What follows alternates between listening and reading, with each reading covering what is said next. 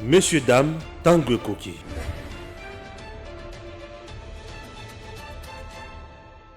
Vous êtes sur lecongolaisecosmétique.com. Le Congolaise Cosmétique vous propose les parfums de ses qualités.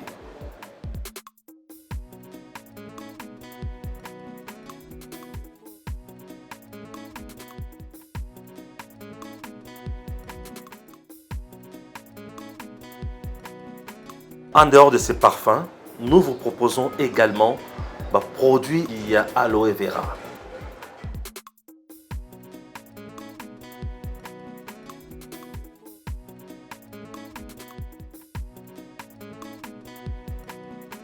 Pour plus de détails, contactez le Congolaise Cosmétique au plus 243 994 940 896 plus 243 994 940 896 ou soit tapez www.lecongolaisecosmétique.com.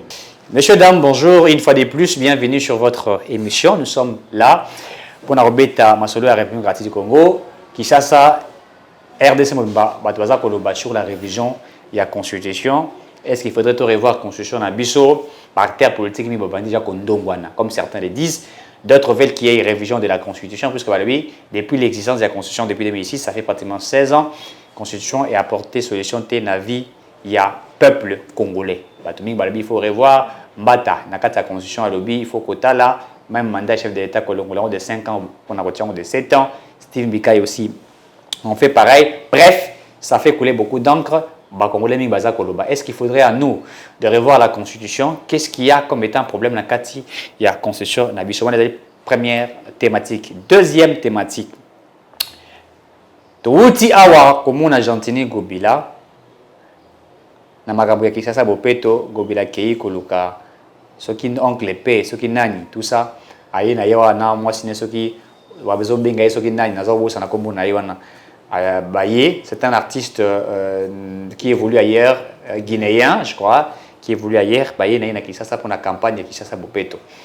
Alors que nous avons des artistes congolais qui sont ici, on ne refuse pas faire appel à certains artistes.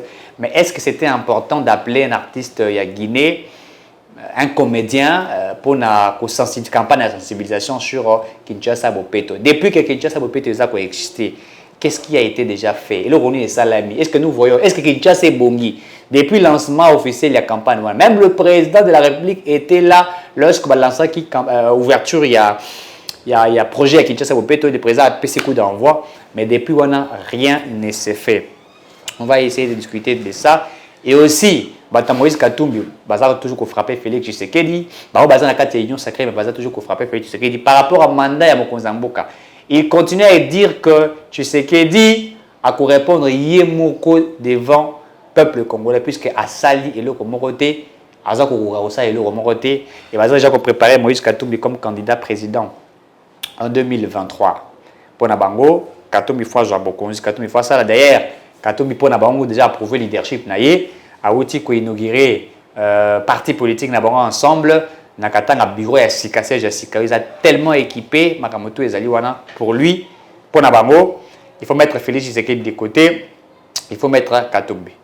Torobeta masolo wana au-delà de ça, Torobakisa Makamoto sur la kati. Il y a actualité, notamment aussi par rapport à bilan et à Mokonzi Mboka, parce que c'est vrai on ne parle pas des bilans, mais on va essayer aussi de faire quelques évaluations, puisque Katumbi a lobby Tshisekedi a aussi côté. Est-ce que Tshisekedi a ça là? Est-ce que a ça là? On va essayer d'analyser de cela. Comme toujours, tous on a invité Nabiso, Ndeko Anissé le Leka, où tous les Moko, il y a un coordonnateur, il y a LPM, Mouvement et Pouvoir en Marche, il y a des coordonnés Yango, Azangambo, parmi Bato Bazali, pour soutenir Vision, il y a Mokonzi Mboka Félix Tshisekedi. Avec lui, nous allons essayer, il y a qu'à réfléchir sur toutes ces thématiques. Ndeko Anissé Mbote. Mbote Ndeko journaliste. Boni santé.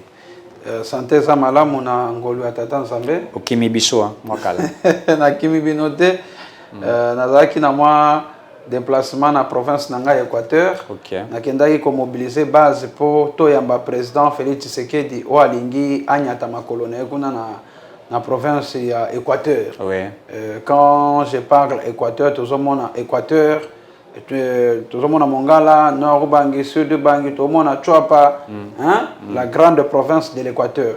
Na kitaki bisika inso wana poete mokonjambo kafeli Tshisekedi alinga yakuna yangwana na kendaki na préparer terrain pour to yambaye to la kse bolingo ke biso ban Équateur tous en simane parce que alingi Congo et kende liboso.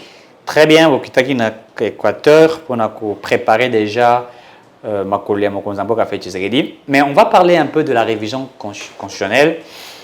Tout ça, des grands constitutionnalistes en parlent déjà par rapport à la révision à la Constitution.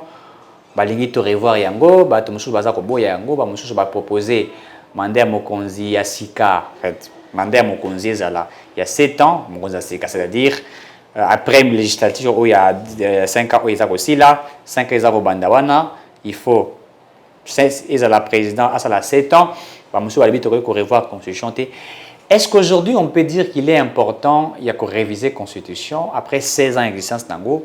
Ou carrément, il faudrait tout continuer car on a 4 la constitution autozana. Maintenant, domingue na mutuna oyo tuninga wana. Omoni tango bino ba journaliste. Bobenga kabiso awa na bitando ikepo topesaka makanisi positif pona mboka. Et makanisi malamu pona mboka. Et tokoki kokota na ba sentiment misusu te non. Tango lo ba likambo, il faut talaper lobby wana. Est-ce que convenient pesali? Est-ce que conséquence manque que à après makambo oyo? Il faut tal. Makambo oyo ya ko réviser constitution na cause on a deux volets. Premier volet na cause la contre pour la révision ya constitution. Pourquoi na cause la contre? Na zo on a deux volets. Premier volet na za contre. Na pesa moi ba piste na pour peuple congolais et comprendre. Ancien président Joseph Kabila tango alingaka modifier constitution awa il est kaka na assemblée nationale et après il est kuna na sénat pour article misusu ba ngaba modifier peuple congolais boyaka biso soto boyaka to bi Kabila jamais akoki ko modifier constitution pour assez à convaincre déjà en chambre basse et tikala siko chambre haute ya sénat kuna ndeko kengo wa dondo mukolo na boyaka oyebi yango malamu mukolo na boyaka. La révision de la constitution, ndenge to boyaka yango kuna, il faut to boya yango awa. Pour l'année, puisque la constitution, il a acquis réellement la défaillance, il faut que revoir. Non, la mission on a premier volet. Ok. Nazo boya to réviser yango parce que les loso qui l'auto réviser constitution boye baké Kabila kozonga na pouvoir. Pour les lois qui ont modifié la constitution, tout changer, c'est-à-dire qu'à zéro.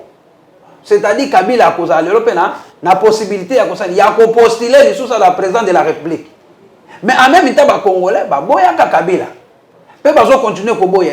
Les lois, ceux qui ont modifié la constitution, ils vont Kabila kozonga. Quand on a modifié la constitution, ce sont des kabilistes. Pourquoi parce que ceux qui ont modifié la constitution, Kabila kozonga nde mayele na bangwana et les gens là ne dorment pas balukaka stratégie ni bakoko sala pour Kabila zonga na pouvoir ozomona mais il a mal géré le pays pendant 18 ans na batona nyos mais bazo luka so ika constitution lelo ba modifier yango ou bien ba réviser yango automatiquement nyos que à zéro to bandeli makambo à zéro Kabila sa ni azongi susu akozonga ndeni akoki loko postuler ozomona mabe yango wana. Lokola constitution na biso ezaki promulgué le 18 février 2006 tozana ngoti lelo soki ke pona ko réviser constitution moi je suis contre parce que so il va modifier constitution Kabila kozala leo na accès ya ko postuler les sous lokola président de la République ya RDC mais agera ki mboka mabena batu na ye to ko permettre les sous tia salini azonga sous. Quand les gens qui ont mbika iwana tabazolo bana ba réviser non baza mayele mabe babi que soka ba modifier ngo Kabila a cause appel accès à postuler wani eloko nga na zombo e ba réviser yango te kaka constitution na biso oyo hein ezalaka bongo toza na constitution ya lulwa bono mboka tolika ko changer ba constitution pourquoi hein qu'on modifie, changer. Non, non. Mais ce qu'ils ont la différence, c'est belé. Toujours qu'il oui. Il y en a ceux qui n'ont une première angle. Vous comprenez? Va réviser en côté, soit qu'il va réviser, va député, soit qu'il va voter en gros. Et si les camions c'est à 0, to bandeli à 0. Vous comprenez? Makambo, il y a un mandat ezala 5 ans. Et on a 5,7 ans. On a contre. Ça la moitié. Parce que la constitution, bah ça que pouvoir mingi na Kabila. Bah il y a un jour Kabila kolongwa, ou a koya wana kozo sous pouvoir makasi. Vous comprenez? Bah tout bah yeba que l'on a été. Ce qui bozo ça là, bozo proposer l'eau soit makambo Italie à constitution. Bon ça là on prend l'intérêt individualité. Bon ça on prend intérêt ya mboka. Ya mbozo mo ba député na ba pesa ka pouvoir mingi na constitution pas Kabila. Même ici kaka même pouvoir on ba pesa que pas Kabila. Ya on appelle les epana Fati Beton. So bazo luka mécanisme nini pour ba modifier makambo. Non, n'est-ce pas? Voilà que pour on a réviser la constitution, je suis contre. Je suis maintenant pour naba article moko boye pour ba modifier. On va modifier quelques points. Oui. Il faut quelques articles. Quelques articles de modifier. Oui, mais on a quelques articles dans sur le col. Au moins, on a la constitution. Autres utiliser les lots. Et la constitution, on a bien sauté. C'est la constitution française et ils ont mélangé la constitution belge. Et ça, on a dit, il faut modifier l'article. Prenez d'abord exemple. Dans la constitution, 450 tribunaux ils ont reconnu. Et ça a reconnu qu'il y a la constitution. 450 tribunaux. Oui, et ça l'a gâté. Vous comprenez? Quand il y a quelques tribus, ça l'a gâté. Aujourd'hui, le sous 145 territoires dans Bissoawa. Et ça figuré dans la constitution. Le 145 territoires. Bon. La PSAT Congo. Est-ce que va citer territoire intel, va citer le Bélangote? Yango zuma le bato musu basaka lelo na difficulté ya kotanga na ba territoire ya mboka. Pona kata constitution ba koma yango te. Il faut banda kokoma 1 jusqu'à 145. Mais peut-être ba monaki que non c'est pas important. Non. Nazo sengi za na ba place ba ko modifier l'article musu ba placer ba bilo musu. Lokol makamba ba tribune na biso, il faut ezala figurer na kata constitution. Aujourd'hui, territoire na biso, il faut la paix. Figurer comment? Coutume na biso awa. Et ça la figurer dans la constitution. Oui, parce que c'est notre pays. Il faut payer nous sur la constitution nango. Na kata constitution. Il faut biloko nous faire dans la carte. Ba rocha be biloko kolia na biso na Congo na kata constitution to liaka mama deso to la ba rocha nous se voit pas ça c'est grave. Donc aujourd'hui les sous matière première na biso awa. Toza na ba coltan, toza ba minerai, toza na ba or, toza ba diamant biloko nyos. Na kata constitution exalté. Il faut pas citer. Il faut pas tchao na kati parce que congolais tango nyoso moi na classe, tu vois? Oyo azadiana maternelle. Ti na secondaire, à quelle université? Ayebi déjà que na constitution na biso ba koma tozaka na kati quelques tribus. Tribu ya liboso ezalaka boye. Yami balebo, yami sato boy. Aujourd'hui sous ba territoire na biso toza na autant de territoires ezaka boy. Olomona toza ba coutume. Voilà ba quoi prendre dans la histoire. Il faut dans la tête la constitution mon cher ami. Parce que tant mon président qui doit prêter serment. Je jure ezaka ni coutume non. Et donc quoi coutume? Il faut biloko nous ces là figurer kuna bala kisabiso yango. Awa sote na kati ya constitution na biso. Est-ce que ba lac basitango kuna basitango te mais la constitution RDC donc bino bolingi ba kisablo mususu wana na kata constitution ba cité ba lac ba rivière ba so ba cité ba rivière ba cité ba bis to zango ba mbongo ba cité ba moto ça devient compliqué non tata jeunesse et la constitution mboka il faut bato ba yeba constitution mboka bien il faut ba lac na biso batangi na biso na histoire laki Tanganyika laki Tanganyika laki Tumba laki osomona ba laki sebele il faut na kata constitution batangi yango il faut eza osu susu toza susu na onini parc na biso ba parc Salonga Salonga Upemba osomona ba laki ba parc na nyonso ezebeli il faut etanga manakata constitution na ba nyama nyonso za nakati. Mais c'est ça, c'est très important la constitution na biso. Mais voilà la constitution la constitution ndenge. Non, écoutez. Ndeko anise. Non, ndeko. Il y a un biso na bi eza na ba biloko ba koki ko modifier. Et la constitution mboka na biso il faut congolais aille ba constitution malam. N'est-ce pas? Aux exemple lokola na kata ville à Kinshasa. Est-ce que bato ba kata autant de districts, est-ce que na kata constitution ezali? Exact. Osomona. So la taille district na Kinshasa c'est que autant ba. Mais c'est ça la constitution de notre pays. Sauf que cause 1000 pages. Il faut ça 1000 pages parce que la constitution mboka na biso. Mais il y a un il faut ba réviser quelques articles hein ba un peu modifier bilo mususu. Mais pour na ko changer constitution mobimba, on a vraiment je suis contre. Mais pour na ko renforcer l'article mususu. Tu vois? Et vous allez bien. Mais pour un mandat, ezala elonga na 5 comme na 7 ans non. Ezala kaka 5 ans, Kabila saki combien? Asaki 18 ans. N'est-ce pas? Ce que tali bien, il fait ça 2 mandats. Mais ayeko benda makamso sona eyoko mabongo. Osomona. Toke de bongo. Lokola président Félix Tshisekedi, nous sommes derrière lui. Osomona. Tozo soutenir pona azana vision malamu pona mboka ke liboso.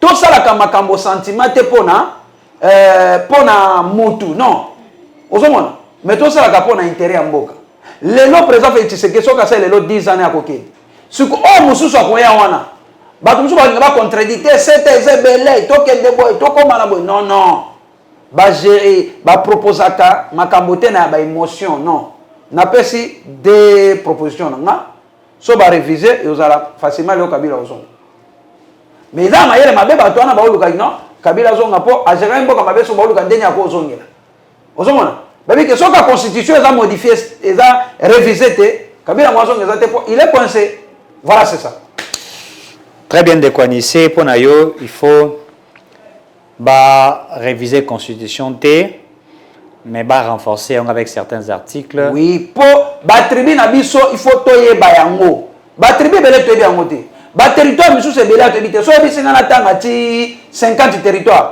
na ko kapete tamso na ko suka na 30 awa mais musu so na ebi yango te qu'on se le dise je suis congolais il faut na ba territoire na nganyoso naza congolais il faut na ba RDC dans un territoire boye 145 oui mais ba kombo territoire so tuninga le na soka territoire bikoro esika ya botama esika botama eza ba territoire misu so ebi mais okobeta libaku mais pour nini na constitution exacte il faut renforcer l'article il faut territoire na biso eza na kati ba coutume na biso nyonso bikolo nyonso eza na kati parce que biso ba coutume nyonso ezali congolais nyonso comprendre que notre constitution biso lobi mais so ezabe c'est que peut on soit obligé batangisa bana partir à âge moké constitution na biso mais il faut batangisa on c'est ça na kutu nazo senga constitution mboka na biso banda kotangisa ngango banda na primaire 6e année des humanités.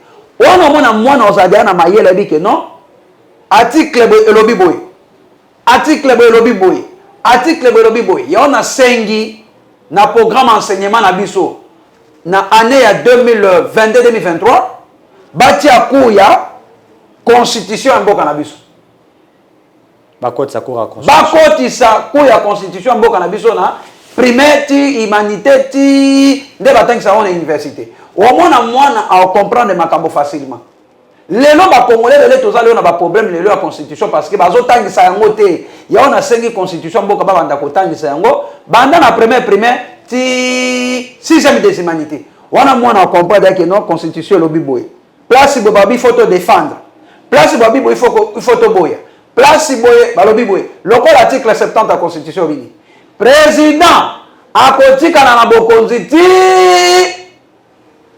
nouveau président mususu akosani ni akokota ozomona voilà article 43 la constitution bini gratuité enseignement ozomona siko il faut biloko mususu batangisela yango biso bana batangaka yango bana na primaire ti na humanité ti ba aussi sa classe omona constitution kokota bana et cause la meilleure idéologie pour les jeunes ya mboka ba défendre mboka pour na compatriotes ba défendre mboka bien congolais nde toza à défendre mboka ka hein vague mais ce côté cette constitution banda na primaire et si au moins na Congo vraiment kobonga banda na seti likolo. Très bien. Voilà. Congo Kobonga, ceux qui vont attendre ici dans la constitution. On va passer à la deuxième thématique. Makambo Oyo ya Bilan Mozamboka, il faut le dire ainsi. Bato Moïse Katumbi va monter au créneau. Dans la carte union sacrée. Mais balobi que Tshisekedi a aussi le remorté. Balobi il y a tellement des échecs. Olivier Kamita, tous les autres, Bazako prouvé à la face du monde que Félix, rien ne s'est fait. Baouti ko inauguré parti politique na bango ensemble dans le Bumbashi. Ba lobby Moïse Katumbi na art et gestion et que déjà parti politique n'est pas représenté que lobby sera comme président de la République. Mboka Rosala koto e kotonga mara wa batongi parti politique na bango. Alors yoza moko il y a bateau bazali ngambo ya parti ya pouvoir oza attaché mingi na bateau PIDPS oza na bango ensemble na mukuse. Qu'est-ce qu'on peut retenir? Tout ça comme ça la bilanté, tout ça qu'on évaluer. Qu'est-ce qu'on peut retenir na oyo mokonzi déjà sali oyo et que peut ça bateau confiance mingi pour na 2023. Qu'est-ce qui est prévu salement? Est-ce que le peuple congolais Azali Lelo rassuré na Félix Tshisekedi? Est-ce que le peuple congolais a déjà Azakomuna quand même qu'il y a des avancées tôt et si Kambeba Azali Wapi et qu'est-ce qu'on peut faire? Natiki Maloube Panayo. Tata journaliste, merci beaucoup. Na mutuna otuni, il faut na répondre yo. Omoni bato bayeba. Le peuple congolais fungola miso. Bilan ya président de la République comme la première institution de la République démocratique du Congo, bilan na yezali positif. On a bon la première institution, il y a RDC. Local les alliés président de la République, bilan n'est pas positif. Ndengeni, tala depuis koya le président Félix Tshisekedi azwa bokonzi. Akutaka diplomatie ya mboka ekufa. Président Félix Tshisekedi a secoué sa diplomatie en mboka na biso. Lelo RDC ezwa lelo valeur na monde. Parce que non, bakotanga ba pays misusu ya Afrique, RDC zanakati. Président de la République, il a restauré la diplomatie de la RDC. RDC est considéré. RDC va mettre autant de soutien dans l'Afrique, dans la diplomatie.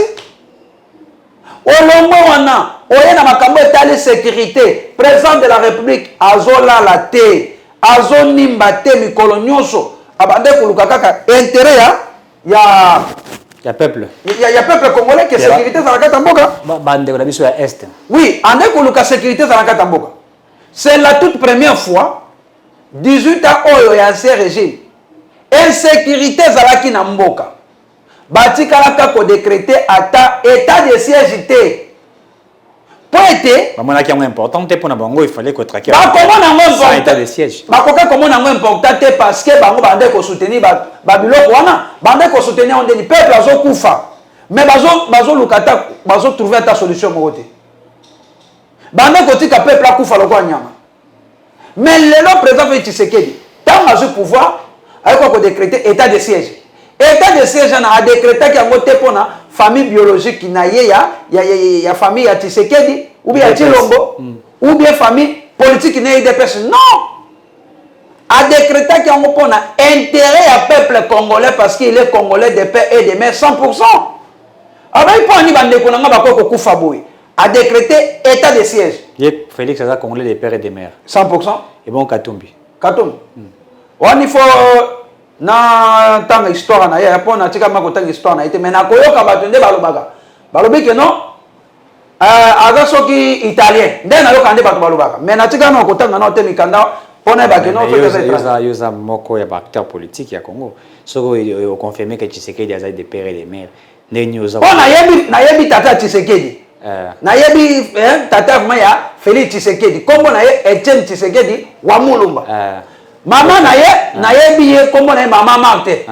Toyebi et pas na bango wana 10e mairie non. Toyebi famille awa do pango na bango awa. Est-ce que pas au place yo Félix a bande ko femme. Toyebi biso nyo. Est pas Moïse Katumbi. Na ebité. Papa Moïse Katumbi. Na yebi ata comme na été. Bon, na ebité. Il faut na tang histoire na malam. Mais na ebité. On est photo ba vérité. Ata vie Fayulu pe na ebi papa na été. Il faut na lukande po na yeba. Fayulu pe ebité. Na ebi papa na été. Mais il y a zappé des pères et des mères. Bon, il faut n'entendre l'histoire na yeba, papa na ina ni maman na ina. Pour na tika ko baté. Faut to ba vérité non? Hein? Na Noël Tchani moi invita. Bon, Noël Tchani, c'est un Congolais mais papa na ina na ebi comment na été. Maman ne peut l'habiter. Noël Tchani c'est un Congolais mais 100%. Vous voyez, Aza Moulouba ya Kassai non? Son dernier ils ont confirmé que y a Aza Congolais, ça me tata na été et maman na été mais confirmé que Aza Congolais, Katumbi bi papa na été, maman na été mais au éviter que soit là Congo. Oh bah tu vas que non Noël Tchani Aza Moulouba. Mais bah tu vas que non. Moi Katumbi pas à Katanga. Il a tombé ba zoro ba que non na rubi oui. Katumbi pas à Katanga. Ah yo lobi bon mais bah tu msunga na. Il a déjà professeur Katanga, c'est un Katangé. Mais pour diriger aussi hein par exemple la province. Oui. Attention quoi que ça 100% congolais. Vous voyez au corps dirigé Pembo mais tu ne peux pas être aussi 100% congolais et donc Abedachou sunga ba est-ce que ça congolais? Abed de jouer à Botami Out. À Botami Out. Est-ce que vraiment ça congolais de père de mère? Naza congolais. Aza congolais parce que à Botami a une nationalité Out. De ce que Katumbi à Botami a une nationalité. Bon, on a évité ça pas Botami. Non, il faut attendre l'histoire ya papa Katumbi Malam. Na yeba kaye azaki gouverneur ya Katanga à l'époque. Penebi kazaki aza président Mazembe ti lelo. Ya aza nani? Président ya Mazembe. Katumbi aza président Mazembe. TP Mazembe non? Aza président ya TP Mazembe. Kasi faut que non na yebi histoire on a une histoire na otangela o. Après na yebi que non aza président ensemble. Mais pour koyeba vraiment famille biologique na vraiment na tika na kotanga histoire te. Bon, tu es Félix Tshisekedi de côté. Tu as Katumbi na failli une élection présidentielle 2023. Soki peut-être tu es Tshisekedi de côté, na tout tanga nonté. Tu es Martin Fayulu awa. Tu es Moïse Katumbi a toqué na élection. Yo répondre nani. Na bo mi balé. Tika na dit ça. So te ba nyoso mi balé. Il faut qu'on la vérité. Natala gestion ya Moïse. Hein? Moïse a dirigeant province ya Katanga. A dirigeant yango to mona ndenga dirigeant. Ozomona? A dirigeant yango récite pe to mona ke no Katanga bongaka. Ozomona? Katanga bongaka. Na biboye Katanga bongaka na tango wana. Pas dirigeaka. Ozomona to moi pas dirigeant ki Mazembe to moi ba résultat positif stade ya Mazembe ça. Mais ba Katanga ba bien dirigeant mabe Katanga tikala jamais ko bonga to za ba. Bon. Et quoi bon à 100%, à 10% t'es moins abonné ça t'en a. Azob entreprise union so privé, il y a l'État abomi à salarié. Mituka ya l'État abomi à salarié ba kuna matata il a géré la province d'une manière incroyable calamiteuse. Wana ba Katangi ou vivant na Katanga. Oui, il y en a fait ça. Autour une question oui. Il y en a fait ça, soit qui ba mba une élection. On a ceux qui a pas président Félix Tshisekedi. Tu es Félix Tshisekedi mon monsieur Fayulu na Moïse. Ceux qui n'a voté Moïse Katumbi. On voté Moïse Katumbi. Na voté Moïse Katumbi parce que na moni ndenga diriger province. Pe na moni ndenga ya moi gestion na ye na moi que noter. Mais Fayulu il a été député non? Faut la vérité. Oui. OK. Ceux qui ba mais Rosa appelle sûreté que non pour Fayulu Katumbi mon gestion na ye. Attends, tout ça que je suis à Mabé. Mais Fayulu le tika comment on a été géré le moment. C'est vrai qu'Azara peut député provincial, Abé Taliban a voté la biso Kimbuta et au-delà de ça Azara député national à ta proposition de loi mort tika la Rosal. Il y en a vu chaud. Na pas sa chance car na Katumbi pour gérer qui Mabé a continué gérer Mabé. Non non, Katumbi na bibo na ba mi balo tout une question. Oui. Ceux qui ba ken élection ba mi balé na ko peut sa chance na Katumbi. Parce que Katumbi na mona qui a dirigé. Vous savez, namona qui non a dirigé. Namona qui a dirigé Katanga, namona qui a dirigé Mazembe, mais il n'est pas tribal. Katumbi n'est pas tribal. Il n'est pas vraiment tribal. So moni na ndenge ba place à Zalaka. Bon fondé kaza tribal. Non non, il faut to ça analyse pour na ko se pelisa batute non, il faut ça analyse positive. Il n'est pas tribal. Ce qu'on sote na kata Mazembe, au moins na ba joueur nyoso bazalaka. Ti le bikolo nyoso bazalaka. Let's say wapi na biko. Il s'en m'empêche pour ndeko nanga Équateur. ozomona mususu nani bon otali Robert Kidiaba aza Kasai Kidiaba akoma député provincial ozomona wana kala sikoyo bon siko te na ndenga aza ba Tanzanie mingi na ba Zambien oui ya na biki sote siko na kata politique ndenga zo diriger Francis Kalomba za colonie ozomona siko bato baza pembeni na yo na ozwi lususu nani Daniel Saf aza mutu ya Congo central. Il y a la tribalité par rapport à... Non, il n'est pas tribal. Bon, moi, je suis dit, moi, je suis dit, oui, que les militaires, il y a la mouka, il y a bêta député, IDPS, penser bilo. Mais il y en a eu sur sauf qu'un jour, M. Fayoula comme président de la République, il y a eu sur tout vraiment, il y a haine, il y a tribalisme comme a tébélé dans le mouka. Et comme Matamakas, parce que les gens là, bazaka tribal, n'a pas vu ça yo. Batwa la mukana, bazaka trop tribal. Côté ya Kinshasa nikuna, bazaka trop tribal. Y en a bi entre babi balé, sauf qu'un jour baké une élection. On a nazo bango dia, ngana fotaka Monsieur Moïse Katumbi parce que na kopé ces chances. Entre ceux qui bango balé yena Fayulu hein. Wana so bana na Fayulu. C'est quoi yena Fayulu Moïse Katumbi na Fayulu na tanga. Na tanga ko yeka moninga. Il faut na tala vraiment de quoi nisser pas makamna na habité tango ba tanga na ibaete de quoi nisser ngam na zo pozo mitu na zala kimia mais obosa niko tunanga makambo ya bila président obo to continuer nango Moïse Katumbi Martin Fayulu candidat président de la République olobi repona Moïse Katumbi pona mona ka Géraka Fayulu atikala ko gérer te on le dit que Katumbi baza tribalité, bato la muka baza tribal, n'est-ce pas? Oui. Ngana nzimi. So toke na deuxième volet. Moïse Katumbi, Martin Fayulu. Nani yango za na niveau étude ebelé, nani yango atanga koleka moninga, nani yango za na CV pour même temps baza candidat président pour Katumbi pas za candidat. Fayulu pas za candidat. So ke na seni au mona CV ya Katumbi, au mona pe CV ya Moïse Katumbi. So nga na reposer question na bango mibale wana nani atanga koleka moninga na naza na matière. OK, tango bango batangaka na ba école primaire na bango tina université bon nga na botamaki na ote mais au CPF au luki pe batena na puisque nga na yebi batu na yebi ki batu batana so ke ko senga ke na yeba wani fona ke na seni so na 6e mission na ke na seni dala sanga CV ya monsieur Fayulu na CV ya monsieur Moïse pona yeba nani yango atanga. Très bien. OK. Moïse Katumbi. OK malembe. Na Fayulu. Na discours. Toma lo basala ka discours. Nan discours na simba ka bato. Ba c'est pela na elobeli na ye et puis na discours discours mo cohérent et touche à peuple.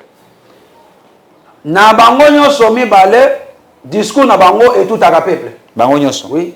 Soki Moïse alobi oka ke non Congo pe bandu ko Moïse alobaki Fayulu peso alobi ate Fayulu pa alobaki bon ça va nazo ozoki mamingi non na discours na bango expliquer au clair na discours na bango pour ceux qui m'ont ça discours za congolais OK owe ba ki waza congolais attends na oloba français attends na ba munomuzusu ceux qui Fayulu ça discours na est-ce que ça t'appelle ça qu'ils discours en congolais so Moïse Katumbi ça appelle discours na est-ce que ça t'appelle ça appelle discours où tu pas congolais na mboka na biso tozana combien de langues langue ezebele non langue nationale il y a 4 non bon Moïse alobaka Swahili mais Fayulu pe natika ko bateso natika ko kateso ko bachilu basoki Swahili suko discours na ende place au moyen ya ko déterminant ce que on s'arrête parce que afela na français alobana français mais on est suko langue ya bapaya suko ne langue suko mboka na biso c'est ça maintenant le problème ozofunda Fayulu atika ko ça jamais discours na mboka natika ko mona ete na chiluba atika ko ça discours na chiluba natika komona ete discours na Kikongo natika komona ete discours na Swahili mais na mona kaka discours ya lingala na français mais Moïse na mona ka discours ya Swahili na mona ka discours ya Swahili et ya français na lingala voilà c'est ça très bien to continue na obousho ko pesa bilan mo kozamboka to na otiko pona kozonga na poser la question na pourquoi parce que bato Katumbi makana kati ya question na balobaki que Félix azali na gestion ya mabe est-ce qu'on a faire comprendre ceux qui batie Félix c'est que de côté que bazui Katumbi na Fayulu qui pour les Congolais a la chance il y a continuer par rapport il y a Oyo Mokonzambo Kasali ko ça OK. impact. Bilan ya président de la République qui t'a qui est positif. Oui. Non à restaurer diplomatie. Oui. Sécurité à mboka. Les lomboke comme qui na insécurité makasi lokola toza na kati ya fait du monde. Ouais. Mais le président de la République a décrété l'état de siège pour intérêt ya peuple congolais. Que bato batika pour bato ba diminuer na kokufa pour ba trouver solution pour attaquer ba def wana. Oui. Le président de la République état de siège lelo eza na kata récite. Ata banguna bazo combattre lelo état de siège wana. Bazo combattre le président de la République té. Bazo combattre ndé biso ba congolais parce que bato ba kokufa wana. Ezali bande ko président Félix Tshisekedi famille biologique na été mais famille congolais na yende bato bazo kufa. Yango na président de la République ayokaka mawa. Oui. Yango na zoluka ke kimia za nakati ya mboka. Lelo na Ituri auti ko changer gouverneur militaire. Ozomona. Nyonso na zo sala pourquoi pour na intérêt ya mboka. Lelo kolonga wana. Ozui côté ya makambo ya état de droit. Lelo ba que non justice est indépendante.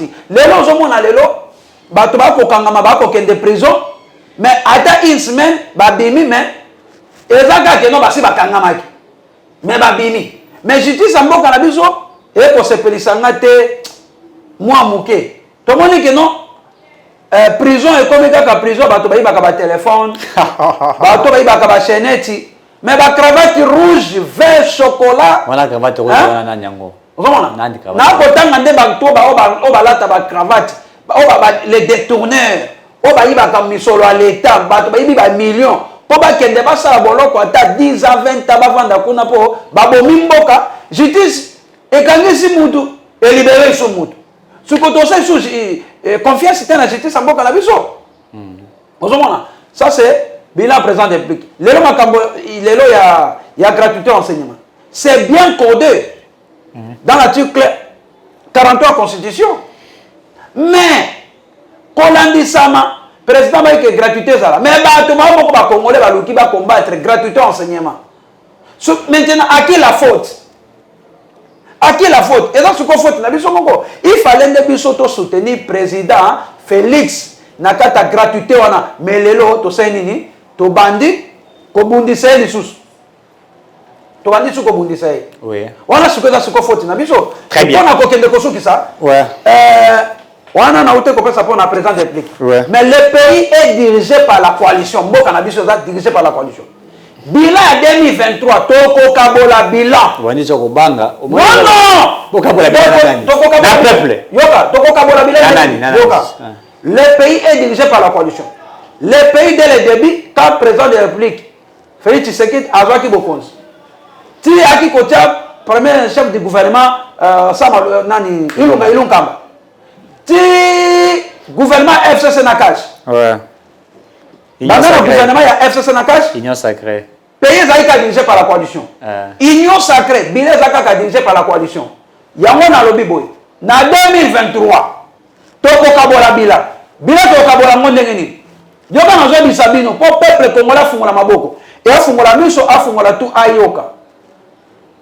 FCC, quand je parle FCC na omona, ba parti zaki kuna na FCC. FCC na cash to sali 2 ans et demi, n'est-ce pas? Na 2 ans et demi on a FCC a coupé sa bilan na ye o a dirigé Kimboka pendant 2 ans et demi.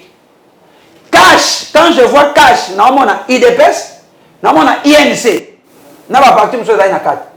Ba coupé sa pe bilan na bango o ba dirigé Kimboka pendant 2 ans et demi. Kolongwa wana toye na union sacrée. Bakatumbi bango nyonso. Bango yoka, na otani le peuple congolais à comprendre. Le pays est dirigé par la coalition. Yangwana le combo que est dirigé par la coalition. Mutu na mutu apesa bilan na ye. MLC azana kata union sacrée. Azana ba ministre na kata gouvernement. A kopesa bilan na ye. Pour le lot de ba kokisi de 9 mois. Ba MLC a kopesa bilan na ye. INC azana kata union sacrée. A kopesa bilan na ye. Très bien déconné, c'est très bien. Pas kokata. AFDC ya bachi lukwebo akopesa pe bilan na ye. Oui.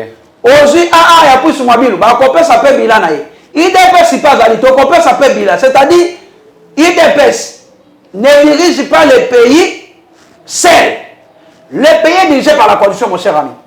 Donc, en 2023, il faut que nous tapons ça bilan. Mais le pays était dirigé par la coalition. Bafunda IDP, c'était. Hein? Bafunda IDP, c'était. Yoka, biso nyonso, toko kabola bilan. Au moins ensemble à Moïse, bazan la carte union sacrée. Oh, nazo kande ko Daniel Safwa Zolo bana, oh bilan est échec. Bilan n'a premier chef du gouvernement. Alors qu'il n'a qu'à ta famille politique n'a pas non. Attends vous tu ensemble, tu mes appartenants na bango zaki na qu'à ensemble non. N'est-ce pas? Oui. Ça m'a le compte. Daniel Safwa Zolo babake kuna bazu kanyaka et pas Moïse pour baya okosa makambo koto. Jamais. Vous cherchez à tromper. Vous cherchez d'abord à tromper qui les Congolais. Très bien de condition. Dans la Bible, on a 2023 Toko Kabola bilan ensemble préparé. Oui. MLC, AFDC préparé déjà pour Nako. Qu'on peut s'appeler bilan parce que le pays était dirigé par la coalition. Comme na suka moi question qui a Jantini Gobila. Ayeli biso artiste mo pour la musique pour na bikisha bopeto. Mo ndenge nini? Na koko bisayo monsieur le gouverneur Ngobila, aza moi ba bien fait naé, na za pe na mabe naé. Au moins moi malam na epona initiative ya Kini Bopeto na moni ba sapin oyo ndeko Kimbuta tikela kabiso wa ba montagne nyoso wana ya ba foule. Ngabenga ka ba sapin. Lelo na moi ba sapin lelo ekiti moi muke. Lelo na moi Kini Bopeto. Je défendre pour vous aba ngambo IDP. Zelo na ko zelo yoka. Ta IDP ba. Non, zelo yoka. Ni fona bimisa secret non. Moi initiative ya Kini Bopeto na moni ekiti ba foule eza isute ba sapin on ezati. Ba foule eza isute na. Na moni ekiti moi muke. Par rapport à Kimbuta. OK. Lelo moi banzela lelo gouvernement provincial les obongisa moi banzela muke moi banzela elengesa. Ba ozo financement gouvernement central. Oui, il faut ko kolobela. Au moins nzela elengesa ebongi moi muke moi na bongolo wa ba ko bongisa au moins susu ya moi banzela mike. Mais nazo bisa monsieur le gouverneur Ngobila, il est vraiment à 85% ya cause les compétents na kata ville à Kinshasa. Merci beaucoup. Oui, pourquoi? Tala Zando. Zando, depuis Babuka Zando, ti lelo. Monsieur le gouverneur, Zando lelo tonga masqué. Ba maman bato lelo ba kenda lelo na kati ya chômage. Ba papa ba kenda belé na kati ya chômage. Bato ba koma ba chèque likolo ki obuka Zando. Ozomona. Lelo kolongo ana te okobengela biso est mort. Est mort wana soki Moussa Soudiana grand P est mort on a que la biso ye abiso toza Baptiste te Baptiste toza bango belé Baptiste comédien ba sai bazali ba vie de loin ba sobe ba zebele ba mukwatande na landaka bango ozomona ba na ba te belé bazali na Baptiste musicien ba koka kosala te makambo ya initiative ya Kini Bopeto monsieur Ngobila avant bimisa mbongo ya trésor public pour la compétition mon grand père ça c'est du vol. Merci non, il faut qu'on va vérité. Merci à Jean-C Kibala. Gigi Link, présent pour les talents congolais du monde entier, vous aide à trouver un emploi. Enregistrer votre talent sur Gigi Link, c'est trouver un emploi dans votre qualification. Permettre aux employeurs de découvrir votre talent, être informé instantanément des emplois disponibles dans votre communauté. Vous êtes particulier au Congo ou dans la diaspora? Dirigez-vous sur Gigi Link et trouvez une main-d'œuvre congolaise qualifiée. Un peintre, une femme de ménage, un gardien de sécurité, un coiffeur, une coiffeuse, un mécanicien, un électricien, un avocat, un médecin, un architecte, etc. Vous êtes dans le business au Congo ou dans la diaspora? Les membres Gigi Link de la diaspora, tout comme les visiteurs et les touristes, auront besoin de vos services. Vous possédez un appartement B&B, un hôtel, un restaurant, une voiture de location, une agence de voyage, une agence de fret ou toute autre entreprise? Faites-vous connaître en l'enregistrant sur Gigi Link. Vous pouvez également devenir entrepreneur indépendant et vendre toutes sortes d'objets. Téléphone, ordinateur, jeux et même le livre dont vous êtes l'auteur. Nous achetons vos livres dont vous êtes l'auteur. Nous achetons toutes sortes d'objets que vous n'utilisez plus. Gigi Link vous facilite le contact direct entre les Congolais de Kinshasa, de province et de la diaspora pour vendre leurs services ou leurs biens via WhatsApp. Visitez www.gigilink.com. Messieurs, dames, Tanguy Koki.